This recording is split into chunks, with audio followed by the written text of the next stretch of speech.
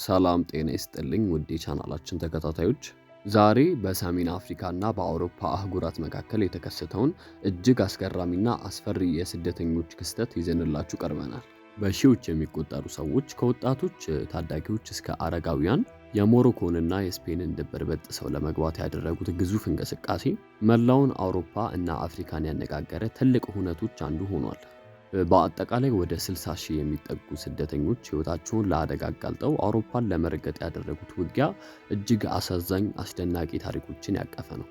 እነዚህ ስደተኞች ከባድ ጥበቃ የሚደረግበትን የሴኡታና የሚላላ አጥር በጥሰው እንዴት ሊገቡ ቻሉ? አሁን ላይ በሁለቱ ሀገራት መካከል ምን እየተከናወነ ይገኛል?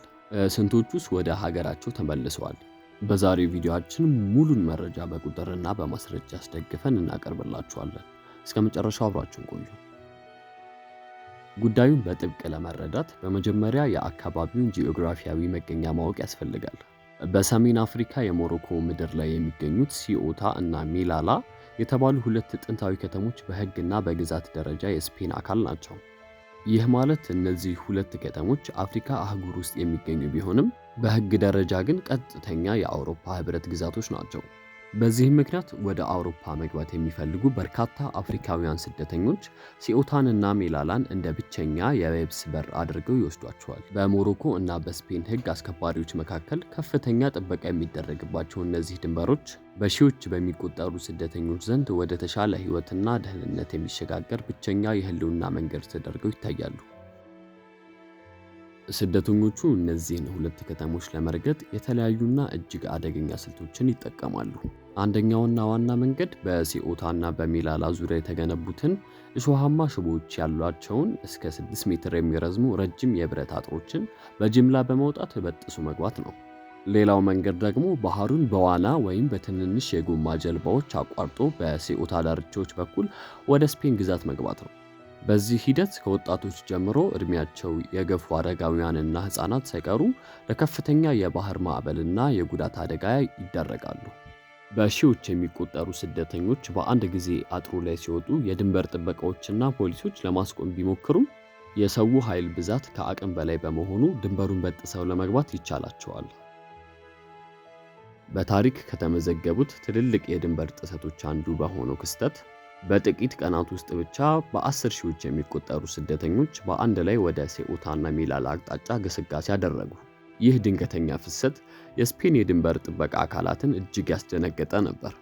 የስደተኞቹ ስብጥር አንድ አይነት አልነበረም። በርካታ አቅም ያላቸው ወጣቶች፣ በህይወት የመኖር ተስፋ ያጡ አረጋውያን፣ አልፎ ተርፎም ቤተሰቦቻቸውን የተከተሉ ትንንሽ ህፃናት በዚሁ አደገኛ መንገድ ላይ ተሰልፈው ታይተዋል። የሰዎቹ ብዛት በባህሩ ዳርቻና በአጥሩ ዙሪያ እንደ ማዕበል ተንቀሳቅሷል። የሞሮኮ የድንበር ጥበቃዎች በወቅቱ የነበራቸውን ጥበቃ ማላላታቸውን ተከትሎ በአጭር ጊዜ ውስጥ ከ8000 በላይ ሰዎች በጥቂት ሰዓታት ውስጥ ብቻ ወደ ስፔን ግዛት መግባት ችለው ነበር። ይህም አጠቃላይ ቁጥሩን ወደ አስደናቂ ደረጃ አሸጋገረው። በአጭር ሰዓታት ውስጥ በ10 ሺህ የሚቆጠሩ ስደተኞች ድንበሩን በጥሰው መግባታቸውን ተከትሎ የስፔን መንግስት በአካባቢው የአስቸኳይ ጊዜ ሁኔታ አወጀ። ሁኔታው ከፖሊስ ቁጥጥር ውጪ በመሆኑ የስፔን ሰራዊትና የታጠቁ የታንክ ክፍሎች ወደ ሴኡታ ድንበር እንዲሰማሩ ተደረገ። የስፔን ወታደሮች በባህር ዳርቻውና በአጥሩ አካባቢ በመሰማራት ተጨማሪ ስደተኞች እንዳይገቡ የከለከሉ ሲሆን በውሃ ውስጥ ሲሰምጡ የነበሩ ህፃናትና አረጋውያንን የመታደግ ሥራ ሰርተዋል። የሕክምና ባለሙያዎችና የቀይ መስቀል ሰራተኞችም ለተጎዱት ድንገተኛ እርዳታ ሲሰጡ ውለዋል። የስፔን ጠቅላይ ሚኒስትር በወቅቱ በሰጡት መግለጫ ይህ ክስተት ከስደት ጥያቄ በላይ የሀገሪቱን ግዛት ቴሪቶሪያል ኢንቴግሪቲ የሚፈታተን አደጋ መሆኑን ገልጸው ድንበሩን ሙሉ በሙሉ ለማስከበር ቁርጠኛ መሆናቸውን አሳወቁ። ለመሆኑ እነዚህን በ10 ሺህ የሚቆጠሩ ሰዎችን ከወጣት እስከ አረጋውያን ይህንን ያክል አደገኛ እርምጃ እንዲወስዱ ያስገደዳቸው ምክንያት ምንድን ነው? ዋነኛውና ትልቁ ምክንያት በሞሮኮና ከሰሃራ በታች ባሉ የአፍሪካ ሀገራት ያለው ኢኮኖሚ ውድቀትና የሥራ ዕድል ማጣት ነው። በተለይም በኮቪድ-19 ወረርሽኝ ምክንያት በሞሮኮ የቱሪዝም እና የድንበር ንግድ ዘርፍ ላይ የደረሰው ውድቀት በሺዎች የሚቆጠሩ ወጣቶችን ያለ ሥራ አስቀርቷል። በተጨማሪም በበርካታ የምዕራብ አፍሪካ ሀገራት የሚታየው የፖለቲካ አለመረጋጋት፣ ጦርነትና ድህነት ሰዎችን ወደ አውሮፓ እንዲሰደዱ አስገድዷቸዋል። በሌላ በኩል ደግሞ በሞሮኮና በስፔን መካከል የነበረው ዲፕሎማሲያዊ ውጥረት ድንበሩን በበቂ ሁኔታ እንዳይጠበቅ በማድረጉ ስደተኞቹ ይህንን እንደ ወርቃማ አጋጣሚ በመጠቀም በጅምላ ወደ ስፔን ለመሻገር ችለዋል። አሁን ደግሞ ይፋዊ የሆኑ ቁጥሮችንና መረጃዎችን እንመልከት። በተለይም የአስቸጋሪ ጊዜያትና በቅርብ ዓመታት በድቅድቅ ጨለማና በከባድ ማዕበል ወደ ስፔን የመጡትና ለመግባት የሞከሩት ስደተኞች አጠቃላይ ቁጥር ወደ 60 ሺህ ተጠግቷል። ነገር ግን የስፔን መንግስት ድንበሩ ከተጣሰ በኋላ በፍጥነት የወሰደው ጥብቅ አስቸኳይ ጊዜ እርምጃ ከተሻገሩት ስደተኞች መካከል ከ8000 በላይ የሚሆኑ በ48 ሰዓታት ውስጥ ብቻ ወዲያውኑ ተመልሰው ወደ ሞሮኮ እንዲመለሱ ተደርጓል። የአውሮፓ ህብረትና የስፔን የድንበር ህግ እንደሚያዘው አብዛኞቹ አዋቂዎችና ወጣቶች በፍጥነት ወደ መጡበት እንዲመለሱ ቢደረግም እድሜያቸው ከ18 ዓመት በታች የሆኑት በሺዎች የሚቆጠሩ ህፃናትና ታዳጊዎች ግን በህጉ መሰረት በስፔን ጊዜያዊ ማህበራዊ እርዳታ መስጫ ማዕከላት ውስጥ እንዲቆዩ ተደርጓል። ወደ ስፔን ከተሻገሩት ስደተኞች መካከል እጅግ አሳዛኙና ትኩረት የሳበው ክፍል ያለ ወላጅ አጋዥ ብቻቸውን የተደፈሩት የታዳጊዎችና ህፃናት ሁኔታ ነው። ከ1500 በላይ የሚሆኑ ጥንዶችና ህፃናት ያለ አዋቂ ጥበቃ ሴኡታን ተሻግረው ገብተው ነበር። የአውሮፓ ህብረትና የሰብአዊ መብት ህጎች እድሜያቸው ከ18 ዓመት በታች የሆኑ ህፃናት ወዲያውኑ ወደ መጡበት ሀገር እንዳይመለሱ ይከለክላል። በዚህ ምክንያት የስፔን መንግስት እነዚህን ታዳጊዎች በጊዜያዊ መጠለያዎችና በትምህርት ቤቶች ውስጥ በማስቀመጥ ምግብ፣ የህክምናና የማህበራዊ ድጋፍ እንዲያገኙ አድርጓል። ይህ ሁኔታ ግን ለሴኡታ ከተማ አስተዳደር ከፍተኛ የፋይናንስና የሎጂስቲክ ጫና የፈጠረ ሲሆን የስፔን ዋና መንግስት እነዚህን ታዳጊዎች ወደ ሌሎች የስፔን ግዛቶችና ክልሎች አከፋፍሎ ለማስቀመጥ ከባድ ድርድር እንዲያደርግ አስገድዶታል።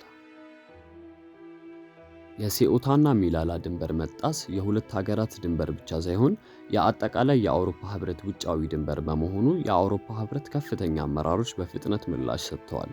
ህብረቱ የስፔንን ድንበር ሙሉ በሙሉ እንደሚደግፍ አወጀ።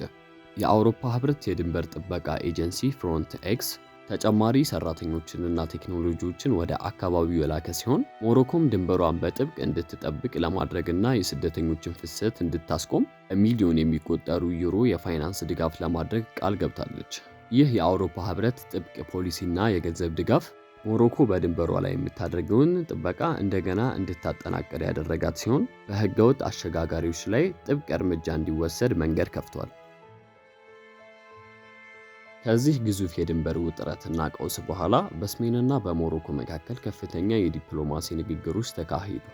ሁለቱ ሀገራት የድንበር ደህንነታቸውን በጋራ ለመጠበቅና ህገወጥ የሰዎች ዝውውርን ለመግታት አዲስ ስምምነት ላይ ደረሱ።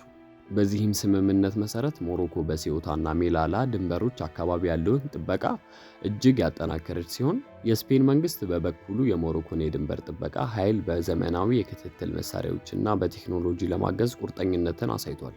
ይህ ስምምነት በድንበሩ አካባቢ ይከናወን የነበረውን የጅምላ ፍሰት በከፍተኛ ሁኔታ መቀነስ የቻለ ቢሆንም አሁንም ድረስ በድብቅና በተለያዩ አደገኛ የባህር መንገዶች ወደ ስፔን ለመግባት የሚሞክሩ ስደተኞች ቁጥር ሙሉ በሙሉ አልቆመም። በአሁን ሰዓት በሴኡታ እና ሜላላ ድንበሮች አካባቢ ያለው ጥበቃ እጅግ የጠበቀና በዘመናዊ የካሜራ ባለሙያዎች እና ድሮኖች የታገዘ ቢሆንም የችግሩ ዘላቂ መፍትሄ ግን አሁንም አልተገኘም። ስደተኞች ከጊዜ ወደ ጊዜ አዳዲስና የበለጠ አደገኛ የሆኑ የጉዞ መንገዶችን ለመጠቀም ይገደዳሉ። የሰብአዊ መብት ተሟጋች ድርጅቶች በስፔንና በሞሮኮ የድንበር ጥበቃ አካላት የሚወስዱትን አጣዳፊ የመመለስ እርምጃዎች ፑሽባክ አጥብቀው ይኮንናሉ። ብዙ ስደተኞች ጥገኝነትን የመጠየቅ ህጋዊ መብታቸው ሳይከበርላቸው ወዲያውኑ ወደ መጡበት መመለሳቸው ዓለም አቀፍ ህግን ይጥሳል ሲሉ ይሞግታሉ።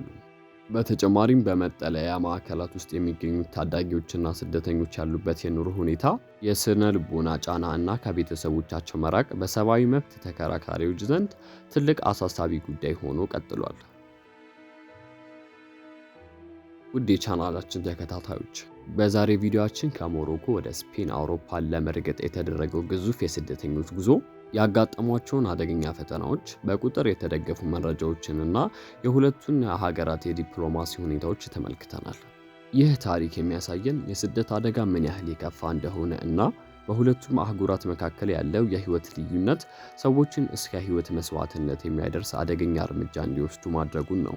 ለተሻለ ህይወት ሲሉ በየመንገዱ ህይወታቸውን ላጡ ስደተኞች በሙሉ ፈጣሪ እርፈቱን እንዲሰጣቸው እንመኛለን። ስለተከታተላችሁን ከልብ እናመሰግናለን። ይህ መረጃ ሰፊ ግንዛቤ እንዲፈጥር ቪዲዮውን ላይክ እና ሼር ማድረጋችሁን አትርሱ። ተመሳሳይ አስደናቂ አስተማሪ ታሪኮች እንዲደርሷችሁ ሰብስክራይብ በማድረግ የደወል ምልክቷን ይጫኑ። በሌላ ቪዲዮ እስክንገናኝ ደህና ቆዩ።